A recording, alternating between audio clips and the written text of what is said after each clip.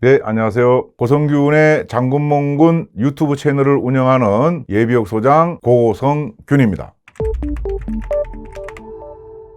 우리가 뭐 인생을 살아가다 보면 일반 회사에서도 나중에 들어온 후배 사원이 먼저 승진하는 경우가 뭐 왕왕 있는 것이죠. 우리 대한민국 사회라는 것은 어떻게 하다가 뭐 장유유서라는 걸 잘못 해석해갖고 무조건 나이 많은 사람이 최고다 뭐 이런 생각을 갖다가 보니까 계급에 직급에 관계없이 나이 갖거나 혹은 먼저 들어온 것 갖고 따지려고 하는데 군에서도 그런 문제가 똑같이 이제 항상 있더라고요.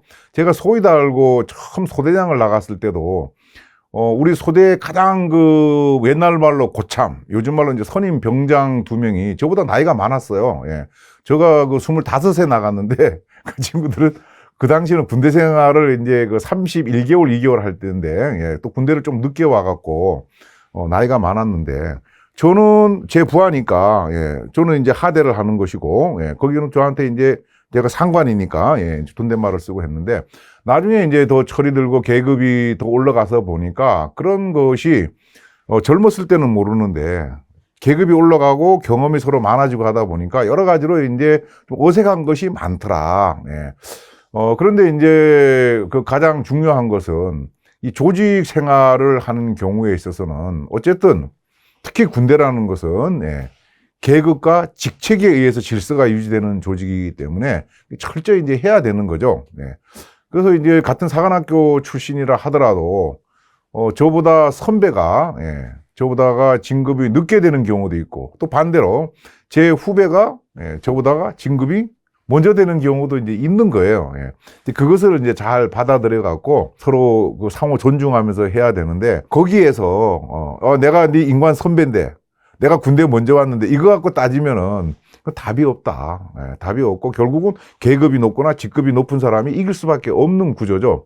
그 제가 이제 경험했던 것 중에서 좀 안타까웠던 것은 대령 2명이 이제 같은 동기생인데 한 사람은 바로 장군으로 이제 진급 발표가 났고 아직 달지는 않았지만 한 사람은 이제 대령인 거죠. 진급이 안 돼 갖고. 근데 이제 진급이 안 된 사람 입장에서는 뭐 진급 발표 난 게 어제니까 오늘 회의하는데 같이 모였는데 고대령하고 아마 진급한 동기생이니까 불렀는 모양이야. 그랬더니까는 듣는 고대령이 야, 박대령, 대령이 같은 대령이냐? 이러니까 주변에 있던 사람들 순간에 얼마나 당황을 했겠습니까?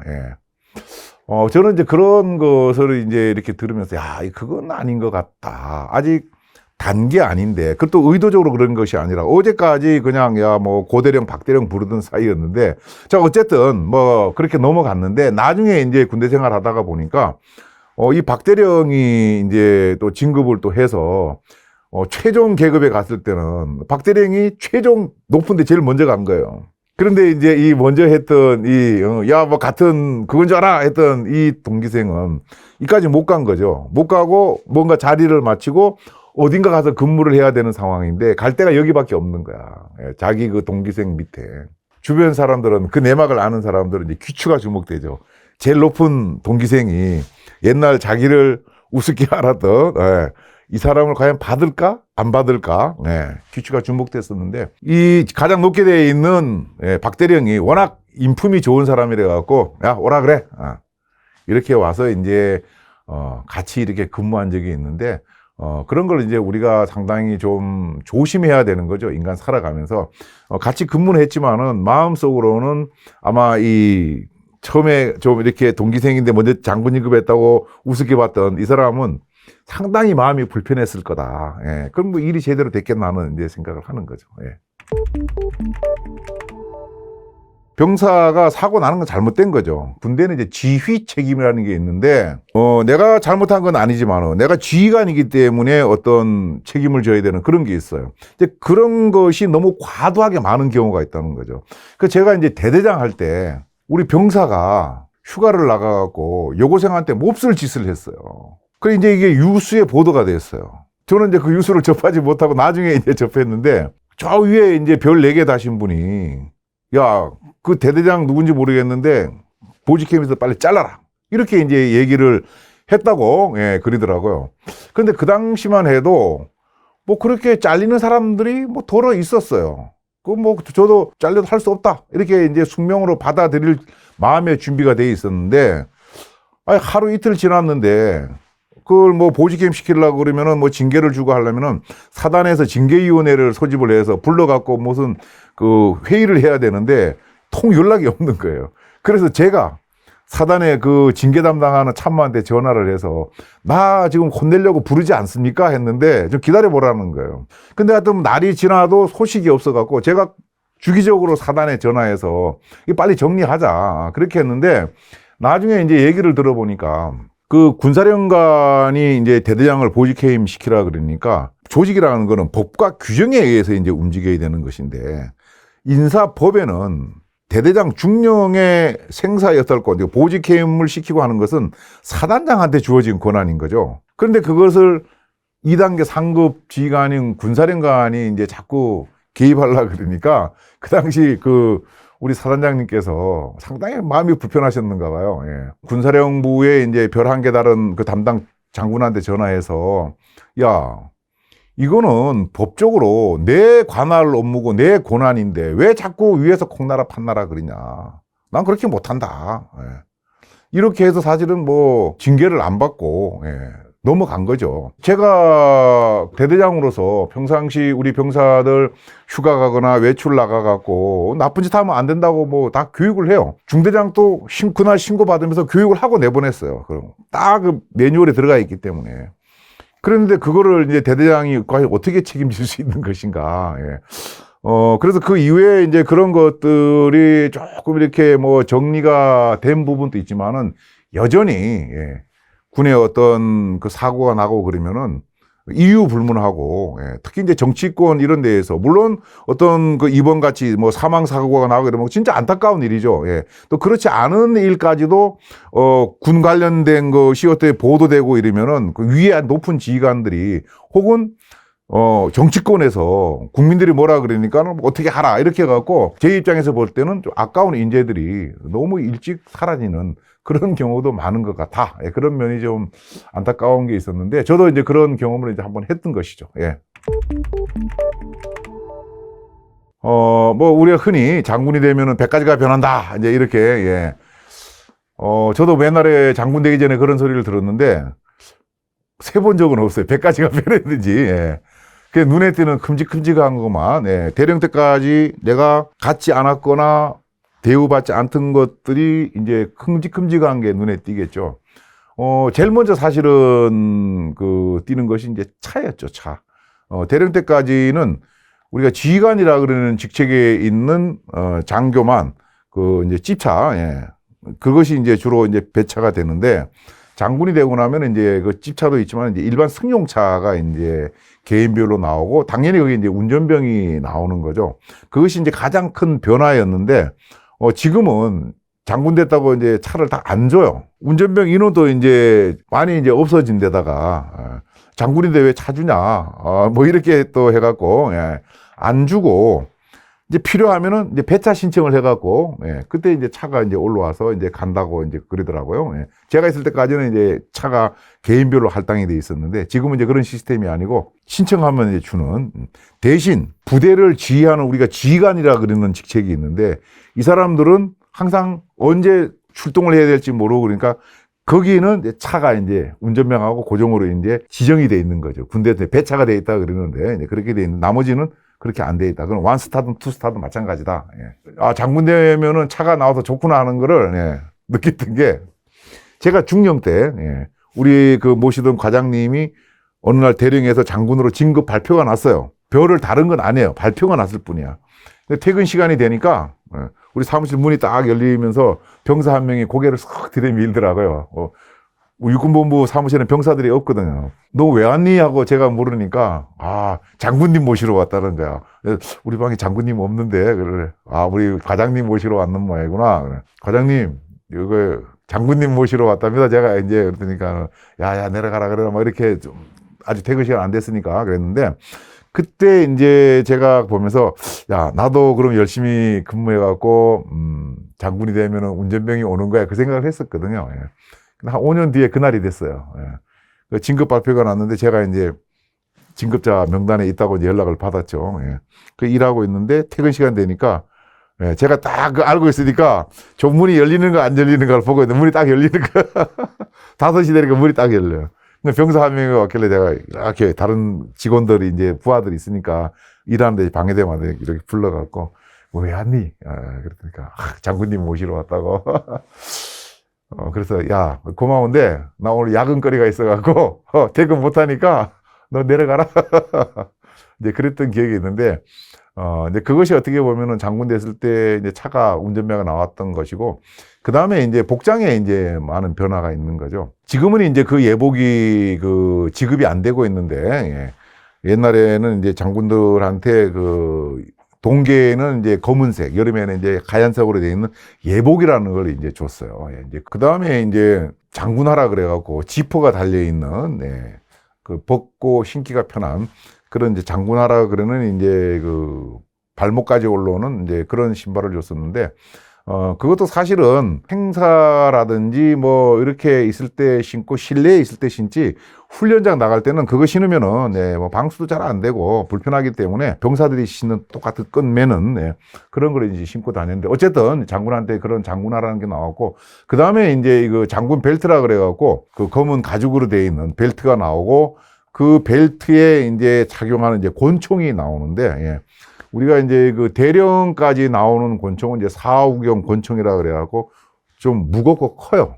그런데 장군이 되면 이제 리볼버 권총이 너무 가볍고 한데 제 개인적으로는 그 리볼버보다가 이제 4호경이 위력이 세기 때문에 굳이 그 지금은 뭐 바뀌었는지 모르지만은 리볼버 권총을 줄 필요 있겠나 개인적으로 이제 그런 이제 생각도 하는데 이제 그런 것들이 이제 가장 바뀌는 거고 장군이 되면은 뭐 돈을 어마어마하게 받을 것 같은데 얼마 받는지 이제 모르고 사실 뭐 우리가 뭐 진급하는 거 아니겠습니까? 그것 때문에 하는 것도 아니었으니까. 근데 이제 그 봉급 명세서가 이제 집으로 이제 나가니까 봉급 나오니까는 제 와이프가 그러더라고요. 장군 되면 봉급이 많이 오르는 줄 알았는데 8만 원만큼 올랐다 그러더라. 그렇게 이제 그 대령하고 별 한 개하고 봉급 차이는 그렇게 없다. 그 다음에 이제 뭐 공간 같은 것도 나오는데 공간이라는 것도 내 의지와 무관하게 이제 공간을 써야 되는 거예요. 아파트 살고 싶어도 옛날부터 공간을 지어놓은 거 있으니까 누가 살아야 될 거 아니에요. 근데 이제 뭐 장군이 사는 집이니까 뭐 화스럽고 그럴 거라고 생각하시는 분들도 있는데 일부 뭐 그런 데가 있는지는 모르겠어요. 제가 사는 데는 그렇게 화스러운 데는 없었는데요. 대신 마당은 좀 널찍한 편이죠. 왜 그러냐면은 대부분의 부대가 그 주변에 민가라는 게 없었기 때문에 널찍널찍하게 해놨거든요. 사단장 공간도 널찍하게 지어져 있는 거예요. 그 집도 제가 볼 때는 사실 쓸데없이 커요. 대부분 요즘 떨어져 살다 보니까. 그리고 제가 그 육사 생도대장 할 때는 참 그 좀 창피스러운 이야기지만은 저는 그 생도대장 공간에 생도들 불러서 커피도 좀 같이 마시면서 얘기도 하고 이렇게 생각을 했는데 가서 생도대장 공간에 딱 입주를 해보니까 이건 데리고 오면 안 되는 거예요. 생도대장의 장군이 집으로 초대했을 때 가면은 뭐가 좀 정리가 돼 있고 해야 되잖아요. 데리고 오면은 생도 생활 안 하고 자퇴하겠다 그러겠더라고요. 왜 그런가 하면은 지금은 좀 달라졌어요. 제가 알기로는. 그 공간이 이제 지은 지 오래돼갖고 집안에 벽지 붙여놨는데 곰팡이가 쓸어갖고 막 떨어져 있고 그 다음에 거기 이제 소파가 있는데 이게 다 막 헤어져 있어요. 그 왜 그런가? 이제 비품비가 없으니까 누군가 그 앞에 계시던 분이 아마 놔두고 간 게 새로 보급이 안 되니까 계속 그걸 쓰다 보니까 낡아갖고 앉을 수도 없는 이제 근데 그걸 버리면 또 안 돼. 재산이 잡혀 있으니까. 그 다음에 이제 그 식탁 같은 경우에도 무슨 뭐 원목 이게 아니고 그 병사들 우리 그 식당에 쓰는 큰 식탁이 있거든요. 그게 하나 와 있는 거예요. 왜? 거기 이제 살림하는 사람 같으면 자기 식탁을 갖고 와서 살면 되는데 혼자 와 있는 경우에는 그런 게 없잖아요. 근데 식탁은 필요하니까 병사들 식당에 이제 안 쓰고 남아도 창고에 놔둔 게 있으니까 그거 이제 하나 갖다 놓은 거고 가장 충격적이었던 것은 TV가 있는데 그 당시 우리나라가 다 이제 평면 TV가 많이 쓰고 할 텐데 아주 큰 뒤로 툭 튀어나가 이제 브라운관 그 TV가 이제 있었어요. 그 상당히 이제 불편해서 생도들을 이제 안 불렀죠. 안 불렀는데 제가 사단장 할 때도 마찬가지였어요. 별 2개 달고 사단장 할 때도 공간 비품이 잘 보급이 안 되니까 사단장 식탁만 있고 우리 전속부관이나 운전병, 공간병이 앉아서 밥 먹을 식탁은 없는 거예요. 그 우리가 소반이라 그러는 조그만 앉아서 그런 거에서 식사하는 걸 보고 우리 와이프가 우리 집에 있던 식탁을 택배로 보내고 그 핑계로 이제 우리는 식사가 하나 새로 이제 구입을 하고 그랬었는데 제가 전역하고 난 뒤에 지금도 여전히 그런가 싶어갖고 영상 하나 만들려고 물어보니까 지금은 이제 뭐 5년 주기로 그 비품을 살 수 있도록 이렇게 뭐 돈을 준다고 그러더라. 그럼 아마 옛날보다는 좀 좋아졌겠죠. 그럼에도 불구하고 그 공간이라는 것이 그렇게 뭐 싹 뭐 편안한 곳은 아니고 더더구나 이제 뭐 아시는 것처럼 이제 공간병이라는 거 없어져 갖고 장군 본인이 이제 청소하고 다 해야 되는 거예요. 근데 공간이 넓어요. 옛날 지어갖고 그 청소하려고 그러면은 힘든 거죠. 그럼 사단장이 아파트에 살면 될 거 아니냐. 또 그건 허락이 안 되는 거야. 관리비도 좀 많이 나가야 될 거고, 보일러비라도 난방비 내야 될 거 아닙니까? 좀 그렇죠. 그 과거에는 부대에서 뭐 기름도 갖다 주고 이렇게 했지만은 지금은 이제 본인이 쓴 건 본인이 하도록 이렇게. 그래서 예를 들어 2층인 공간이 있잖아요. 혼자 사는데 2층이야, 공간이. 그럼 그 뭐 전기세라든지 물세라든지 겨울에 난방비가 엄청나게 나올 거 아닙니까? 터지지 않으려면 계속 돌려야 되니까. 야, 이거는 너무한 거 아니냐? 그렇게 해서 1층 같은 경우에는 이제 주로 이제 거실로 돼 있으니까 거기에는 이제 뭐 부하들이 와서 차도 마시고 뭐 회식도 할 수 있고 한 장소니까 거기는 부대에서 이제 대주고 2층은 평소에 관계시 본인이 다 내야 되는 거예요. 출신별로 조금 이제 다를 수 있는데 기본적으로 뭐 소위에서 중위 이런 거는 뭐 큰 하자가 없으면은 다 똑같이 달아요. 이제 결국은 군대를 장기를 하겠다는 사람들이 이제 대위부터 이제 남게 되는데 대위에서 소령으로 올라가는 것은 과거에는 이제 출신별로 이렇게 자리를 할당해주고 하다가 형평이 안 맞다, 불공정하다 뭐 이런 얘기가 있어갖고 오래전부터 우리가 대위라는 계급에서 소령 계급할 때는 출신 이런 것이 노출되지 않도록 블라인드 처리해갖고, 그걸 이제 해서 자기 능력을 이제 진급을 하는 거예요. 그래서 쭉 이제 올라가는데 출신별로 이제 그다음부터는 좀 달라질 수 있는 것이죠. 예를 들면 뭐 육사 같은 경우에는 많은 분들이 야, 육사는 가만히 뭐 숨만 쉬고 있으면 뭐 사고 내고 이래도 다 뭐 대령 되고 뭐 하는 거 아니냐 이렇게 얘기를 하는데 절대로 그렇지 않아요. 과거에 제 선배들이 중령에서 대령 되던 것보다가 저희 또래가 훨씬 적게 됐고 지금 아마 육사 출신들은 저희보다 더 적게 될 거예요. 정확하지는 않지만 얼추 육사 같은 경우에는 본인이 아주 나쁜 짓을 하지 않으면은 중령까지는 뭐 이렇게 그 진급을 한다고 가정을 할 수 있고요. 100%는 아닙니다. 그 다음에 이제 중령에서 이제 대령으로 진급하는 데 있어갖고 저희 동기들 같은 경우에는 중령 인원의 한 60% 정도가 대령이 됐거든요. 근데 과거에는 그보다 훨씬 많은 인원이 됐었죠.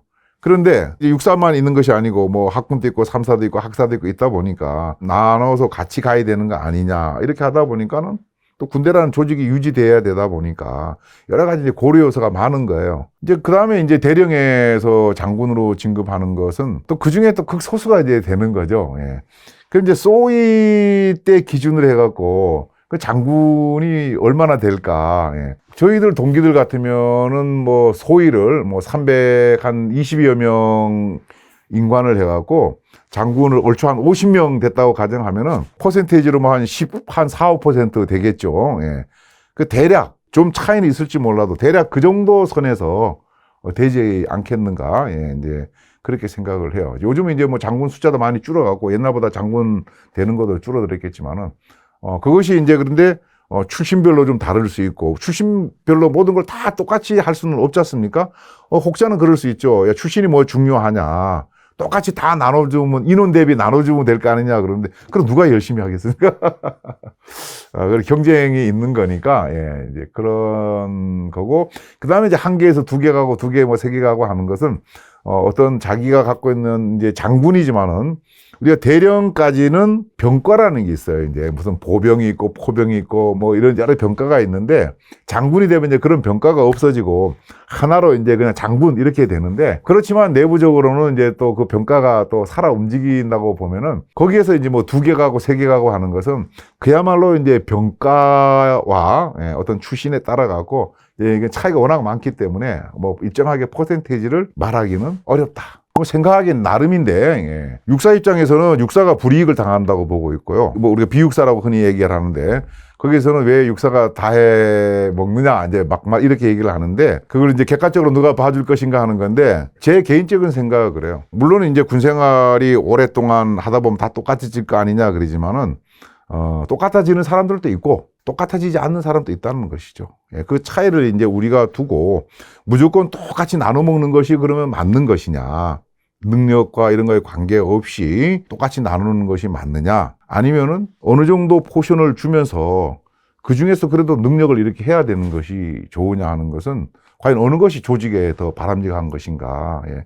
그 생각해 볼 문제죠. 잘하는 사람들은 뭐가 달라도 다르다 그러잖아요 우리가. 예. 그 뭐가 다른 것인가 제가 볼 때는 공통적으로 책임감이 이제 상당히 이제 많은 사람들이고 이걸 제일 잘하는 것 같아.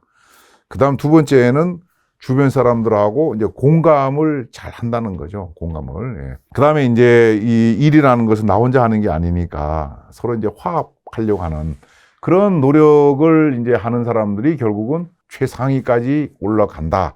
물론 군대라는 조직이 여러 가지를 이제 고려하다 보니까 그렇지 않은 사람들이 높은 자리에 가는 것도 있습니다. 예, 그게 우리 조직의 어쩔 수 없는 현실인데 예, 그렇지 않은 정상적인 절차에서는 대부분이 다 책임감이 아주 강하고 부하가 됐든 동료가 됐든 상관이 됐든 공감도 잘하면서 화합을 잘하는 그런 사람들이 되는데 특히 이 책임감이라는 것은 어느 조직에서나 가장 중요한 거죠. 최근에 우리 그 대기업에서도 그 신입사원에게 바라는 어떤 덕목, 그 뭐 몇 년 전까지만 해도 뭐 창의성 이런 것이 1번이었는데 최근에는 제가 그 책임감으로 알고 있거든요. 예.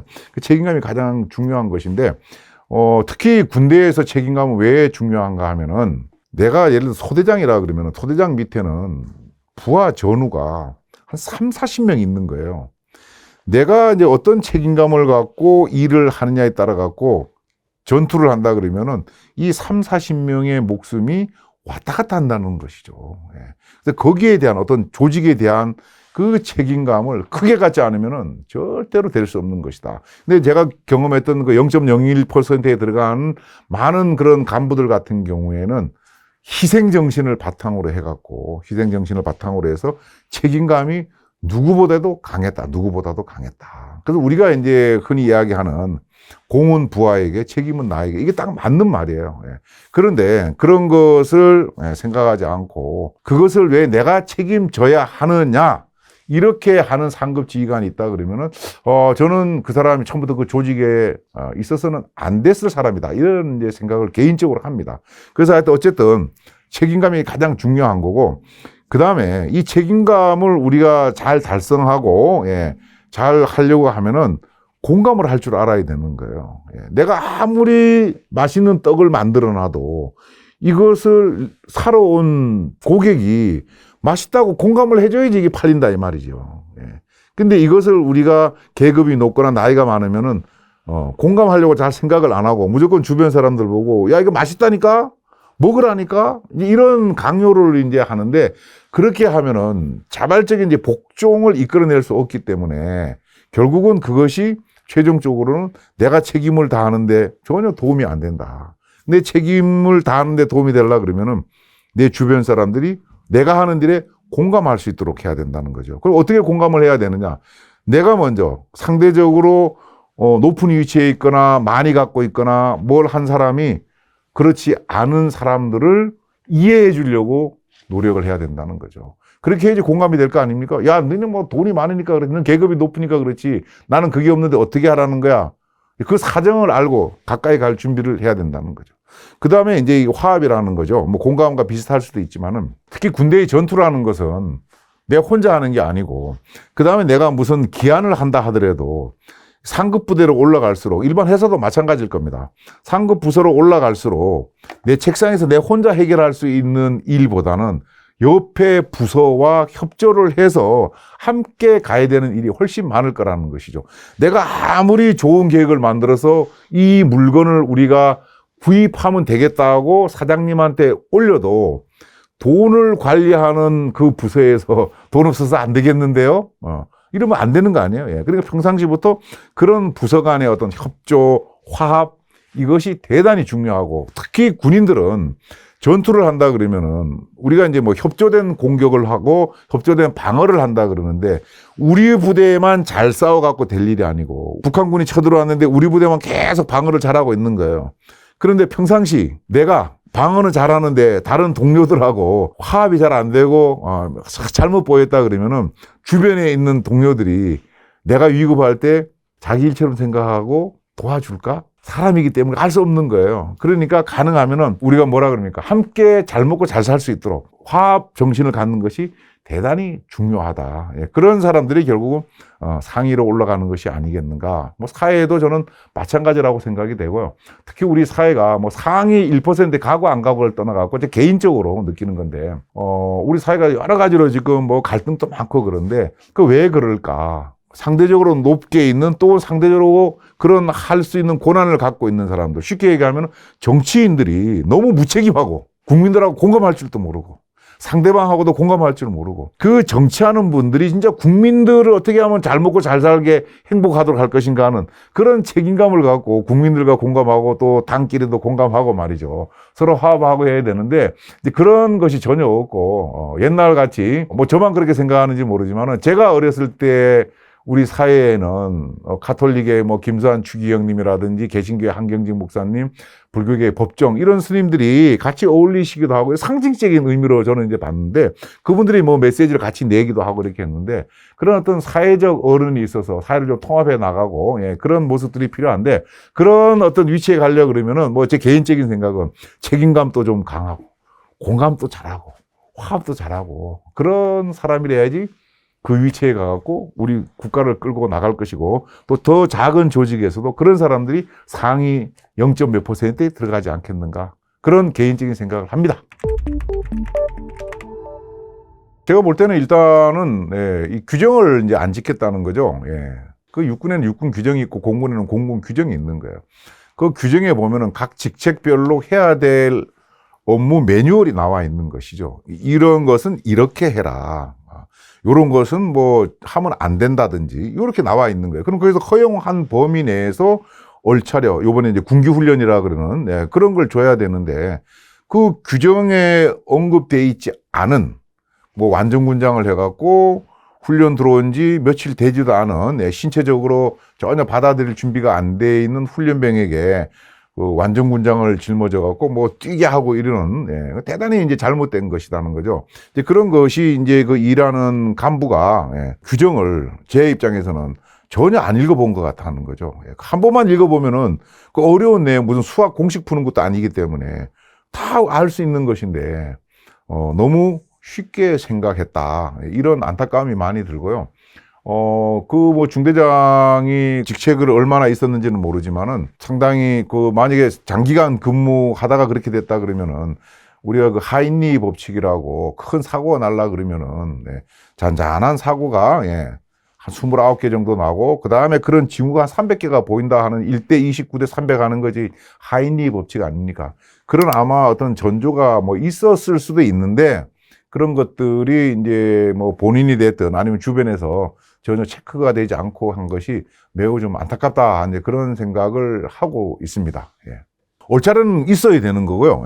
과거에는 이제 얼차려라고 했는데, 이제 뭐 이게 군기훈련으로 이제 용어가 바뀌었어요. 보니까. 제가 있을 때까지는 얼차려 했는데, 군기훈련의 육군 규정에 보면은 나와 있는 거예요. 예를 들어서 뭐 요 정도의 잘못을 하면은, 2등병 같은 경우에는 발굽혀 펴기를 예를 들어서 뭐 20개를 시키고, 그 다음에 병장은 체력이 좀 좋으니까 병장이 똑같은 걸 잘못하면은 뭐 발굽혀 펴기를 뭐 20개를 뭐 몇 개 더 시킨다든지, 요런 게 다 나와 있어요. 촘촘하게.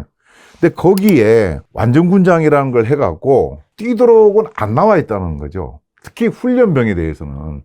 그 뛰는 거는 훈련을 다 마치고 내가 이제 계속 근무할 부대에 또 가갖고 우리가 이제 그런 남자들이 자대라 그러는데 자기 부대 거기 가서는 뛰게 할 수도 있는데 뛸 때도 아직 체력이 약한 2등병이나 1병 같은 경우에는 완전 군장이 아니고 단독 군장이라 그러는데 그런 가벼운 차림으로 뭐 2km 이내에 뛰도록, 그 다음에 상병이나 병장은 군대 생활 해갖고 체력도 좀 튼튼해지고 그랬으니까 그때는 이제 뭐 완전군장으로 뭐 4km 이내를 뛰도록 이렇게 딱 나와 있어요. 근데 훈련병은 그렇게 하면 안 되는 거죠, 그게.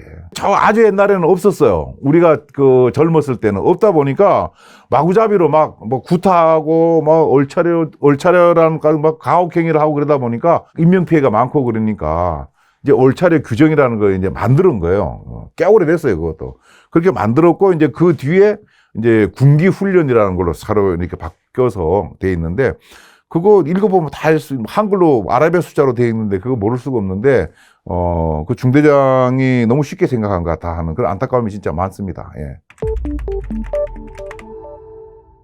저는 그래요. 없는 게 가장 좋지만은, 이건 없어질 수가 없다. 저는 안타깝지만 그렇습니다. 국민들 입장에서는, 야, 그 왜 똑같은 사고가 계속 군에서는 반복되냐, 이제 이렇게 말씀들을 하시는데, 충분히 그런 질타를 이제 받아야 되지만은, 우리 사회에도 법이라는 게 있지만은, 뭐, 음주운전 하지 말라고 하고 처벌하고 그래도 계속 생기잖아요. 왜 그러겠습니까? 똑같은 사람이 그대로 사는 것이 아니고, 새로 태어나고 성장하고, 어제 술 안 먹던 사람이 오늘 먹고, 이러다 보면 환경이 바뀌니까 똑같은 사고 이제 반복되는데, 군대도 마찬가지죠. 예를 들어서 오늘 이제 뭐 사고가 나갔고, 육군에서 사고 보니까, 뭐 오른쪽 주먹 때문에 사고가 났다. 그리고 오른쪽 주먹과 관련된 규정이 있을 거 아니에요. 그러면 앞으로 이런 규정을 명확히 알고 뭘 해라 하고 지시를 하면은, 당분간은 사고가 안 날 거예요. 왜? 모든 간부가 긴장할 거 아닙니까? 예. 그런데 문제는 뭐냐 하면은 6월 말 되면은 우리 육군에 소대장 중에 중위 달고 있는 장교들이 한 절반은 전역한다고 보면 돼요. ROTC 장교들 있잖아요. 예. 6월 말 되면 전역해요. 그럼 새로 이제 또 소위들이 오잖아요. 그럼 그 소위들은 또 잘 모르잖아. 예. 그러니까 참 안타깝지만은 그런 사람이 바뀌고 또 지금이 있던 우리 병사들이 교육을 시켜놨지만은 이 병사들도 전역하는 거야. 그럼 또 이등병이 오니까 이것도 환경이 계속 바뀌다 보니까 그런 안타까운 사고들이 진짜 줄여야 되고 악성 사고가 안 나도록 노력해야 되는 건 맞는데 군에서도 뭐 다시는 뭐 안 나겠다 이렇게 말하는 것은 상당히 조심스럽게 해야 될 필요가 있다. 다시는 안 낸다 그랬는데 제가 이런 말씀 들으면 뭐 야단치시는 분이 있을지 모르지만 그런 군의 어떤 환경 이런 것을 우리가 좀 국민들한테도 군에서도 좀 잘 홍보, 이해를 좀 구할 필요도 있다. 예. 물론 이제 부모 입장에서는 얼마나 가슴이 아프겠습니까? 입장을 바꿔놓고 생각을 해도. 그래서 이제 우리가 모병도 아니고 징집돼서 오기 싫은 군대를 강제로 왔는데 그나마 건강하게 있다가 가도 손해봤다고 하는 마당에 그 군 생활하는 동안에 다치거나 이렇게 명을 달리하고 그러면은 진짜 군에서는 뭐 할 말이 없고 미안하고 그렇죠. 예. 그렇다고 해서 그것을 전혀 안 낼 수 있는 상황은 참 아니라는 것이죠. 우리가 비무장지대나 이런 데가 지뢰지대 가서 일부러 뭐 들어가는 것이 아니라 작전을 하다 보니까 지뢰를 밟을 수도 있고 뭐 이런 일들이 참 많이 생기고 그러니까 그런 측면에서 이제 우리 국민들께서 조금 이해를 해 주실 필요는 있는데 그렇다고 해서 뭐 노상 사고를 내겠다는 건 아니고요. 뭐 저 현역도 아니지만은 우리 군에 있는 간부들이 그런 것들이 더 이상 불가항력적으로 나는 거는 어쩔 수 없지만은 규정을 안 지켜갖고, 그야말로 그거는 우리가 그 사람이 인재라 그러는 것이죠. 규정을 안 지켜갖고 나는 이런 어처구니 없는 일은 진짜 없어야 된다는 것이죠. 예. 군대 갔다 온 남자들이 대부분 자기 부대를 미워하고 싫어하고 또 군대 보낸 우리 부모님들이 항상 자식 걱정하고 뭐 이러는 것이 제가 소위 중2 때부터 철들면서 많이 안타깝게 이제 생각을 했었습니다. 또 뭐 장군 보고 뭐 X별 이렇게 얘기하는 것도 사실은 제가 장군 되기 훨씬 전부터 안타깝게 생각을 하다가 부족하지만은 나를 통해서 우리 국민들께서 군대를 좀 사랑해주면 안 되겠는가 이런 생각을 갖고 고성균의 장군몽군 채널을 운영하고 있습니다. 많이 애용해 주시기를 바랍니다. 고맙습니다.